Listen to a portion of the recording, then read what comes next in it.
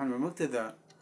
ꯃꯤꯇꯩ ꯃꯌꯦꯛ ꯃꯤꯇꯩꯂꯣꯟꯕꯨ ꯅꯨꯡꯁꯤꯕ ꯈꯨꯗꯤꯡꯃꯛꯄꯨ ꯉꯥꯡꯀꯝ ꯄ꯭ꯔꯦꯃꯦꯁꯣꯔꯅ ꯏꯀꯥꯏ ꯈꯨꯝꯅꯕ ꯎꯠꯆꯔꯤ ꯆꯦꯅꯦꯜ ꯑꯁꯤꯒꯤ ꯃꯃꯤꯡ ꯃꯤꯇꯩ ꯃꯌꯦꯛ ꯃꯤꯇꯩꯂꯣꯟ ꯍꯥꯏꯅ ꯀꯧꯖꯩ ꯉꯁꯤ ꯅꯩꯅꯖꯒꯗꯕ ꯑꯁꯤ ꯃꯤꯇꯩꯂꯣꯟꯒꯤ ꯂꯣꯟꯆꯠꯂꯣꯟ ꯍꯥꯏꯕꯗꯤ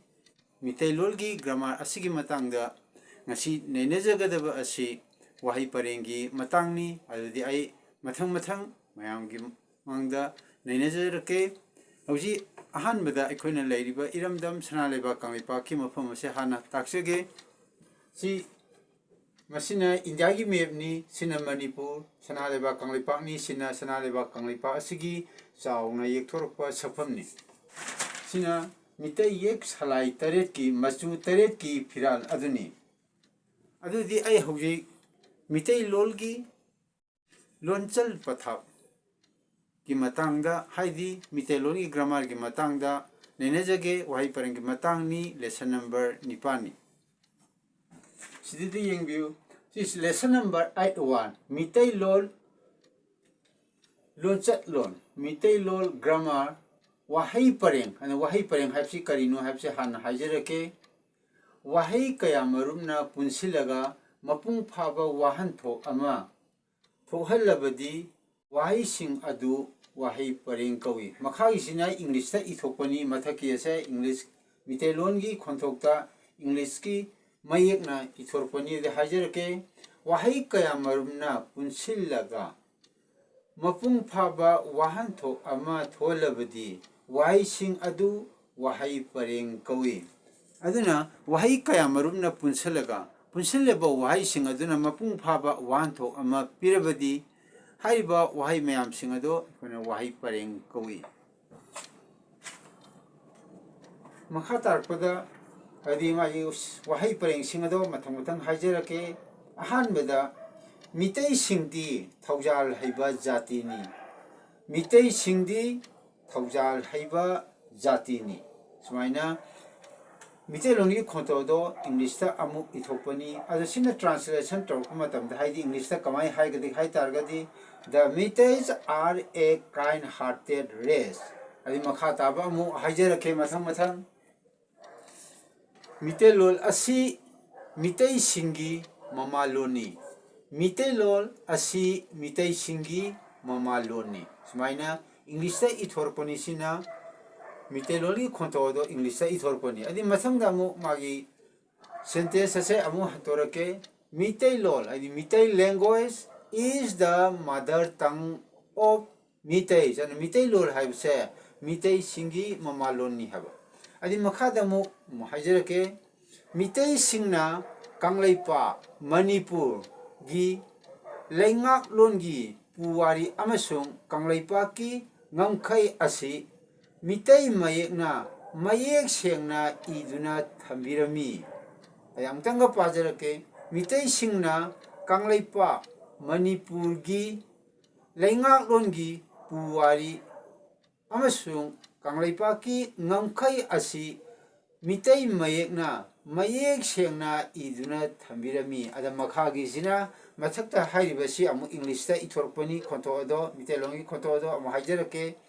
Mitei singna Kanglaipa Manipur gi Laingak longi puwari amasung Kanglaipa ki ngamkhai asi Mitei mayekna mayek sengna iduna thambirami and sigi wan thokte the history and boundary of Kanglaipa Manipur mathangi page da amu haina haijarake Head preserved clearly by Mitei, written in Mitei Maye script. However, Mukana Pajarake, the history and boundary of Kanglaipa Manipur, it preserved clearly by Mitei, written in Mitei Maye script. And Mamang the Matakta Hajaki Badu, the translation Toroponi, Habdi Karino Habida, Mitei Singna Kanglaipa Manipur gi. Laingak longi puwari amasung Kanglaipa ki ngamkhai asi Mitei mayekna mayek sengna iduna thambirami haibani sidida wan to ma pijari basina the history and boundary of Kanglaipa Manipur it preserved clearly by Mitei written in Mitei Maye script hꯧji houji nainajabida wahai parengi matangda nainari amadi wahai parengi khudamsu mathang mathang pire adudi mitai mayek na mitai longi mayek singasi mathang mathang ithorpu matamda karam karamba banal sing adi lonchan sing sinaba ke habigi matangda charakpa ama amu makhatana haijarake sidai yengsi sidida tray number essay number 1 sidida na atap na da atap hablibasi thobu napu nominative case ni adna sidida na da atap hablibasi maji thobu khangan bani sidida happy basi adi mathangda amu essay number 2 da unap sidida lum happy basi masi kaino habda falling tone ni aduna o gamanai an sidida unap lum haina pagadaba sida ithare ira iji unap lum haibani adi mathangda amu makama hajar ke sidida string number 3 sidida amu hajar ke sidida string number 2 gidi sidida unapta lum hapagi sidida ijare an unapta lum haptar di masi falling tone ga mane si english ta o ga mane si kamai pagada ge habida unap lum haina pagani adi mathangda string number 3 gida string number 3 gida a je mathakta phaina line ama sing asida phaina line ama sing je si kaino da a gi mathakta afaila I adi bar je phaina line ama sing je horizontal line ji afaila I ane ju kore habliba asi long tone khangali adu sida a da mathakta phaina line ama sing je long tone adi sangna haigada bai tare khondokta wa hai ane sumaina lakpa adun sidida mathangda essay 41 sidida amu hajara ke sidida essay 41 sidida 41 gi a da mathangda phaina line ama singje long tone khangali haire singje long tone khangle mathangda essay 4 2 sidida sa phaina line ama singje sa phaina line ama singje si matangda mu hajara ke wahai gi arobda yaubani sina thobu na puni adi na jina kariga malari nas de da atap tapaga malale manale mathangda 5 kizde de string number 5 kizde da amu harge go atap ga harje aidi punsil laga habi matangda si matangda ni hareje wahai gi aroibada sijinaba khonthok tonganba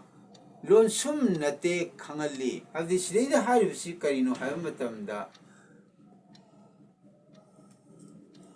sidida hariba wahai gi aroibada 5 kizida happy base wahai gi aroibada punsillaga haibida mai khonthok singje mathang mathang pa jara jara ke pun sil la ga haiba basi tongan ba khonthok oiba aduni sidida paina line am singai si se mite mekte isorpada atap hapada ba sidida aduni sidida hapsara ibasi adi mathangda amu makha tarpada essay number 6 is the inapta lum hapiji falling tone ni ana falling tone orti inapta lum hapiji kariga manare e ga manare ana inapta lum hapiji se kamai paga de habida inap lum maina pari sumaina adi mathangda go inap gi habida go e ni mitai gi mari mi gi mari napu adi possessive case khangali habaside number essay number 6 kizida inap the lum hapane go inap sidida lum hapane go inap na sidida lum hapam leire aduga sidida inap sidida lum happy buzi